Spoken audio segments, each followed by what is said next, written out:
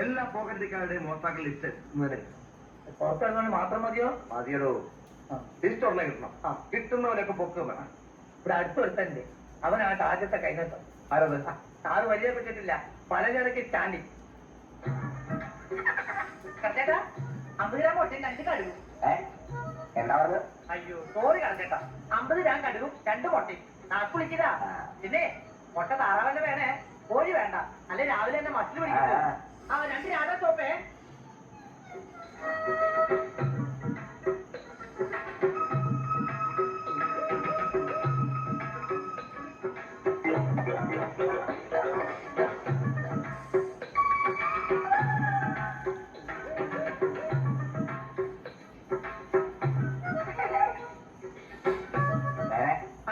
ഇന്ന് ഇത്രയും മതി, ധാരാളായി.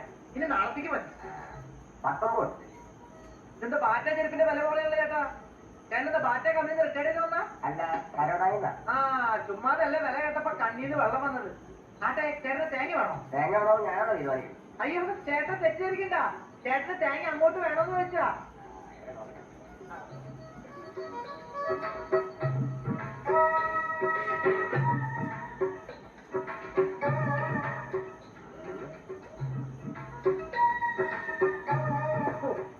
നനവില്ലാതെ വെള്ളം കുറവാ. കണ്ട ഇത് ഞാൻ രാവിലെ ബാബറ വീട്ടിൽ നിന്ന് വാങ്ങിച്ചാ. ക്ലീൻ ആവാ. എത്ര രൂപ വേണം? അയ്യോ ഞാൻ വില പറയത്തില്ല ചേട്ടാ, ഞാൻ സത്യക്രിസ്ത്യാനിയാ. ചേട്ടന്റെ സാധനം ചേട്ടൻ തരുന്ന വില 5 രൂപയോ? ചേട്ടൻ ഈ നോട്ട് മുഴുവൻ ഓട്ടമുള്ള ചേട്ടാ. ഈ ലോകത്ത് ഓട്ടമില്ലാത്ത എന്താ ഉള്ളേ? ഉണ്ടല്ലോ. എന്ത്? പപ്പടം കണ്ട ആ ചന്ദ്രന്റെ വില.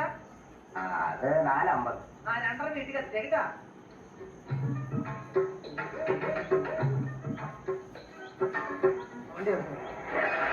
ചാണ്ടി സ്റ്റേഷൻ വരെ ഒന്ന് പോണം.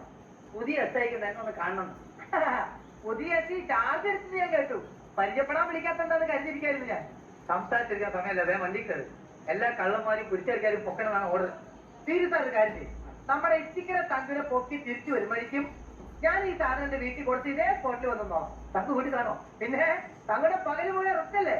നീ ഒരു കാര്യം ചെയ്യും, ഇത് വീട്ടിൽ കൊടുത്തിട്ട് വേണ്ട. ശരി ഞാൻ പോയത് സാറേ വേണ്ടില്ലായിരുന്നു.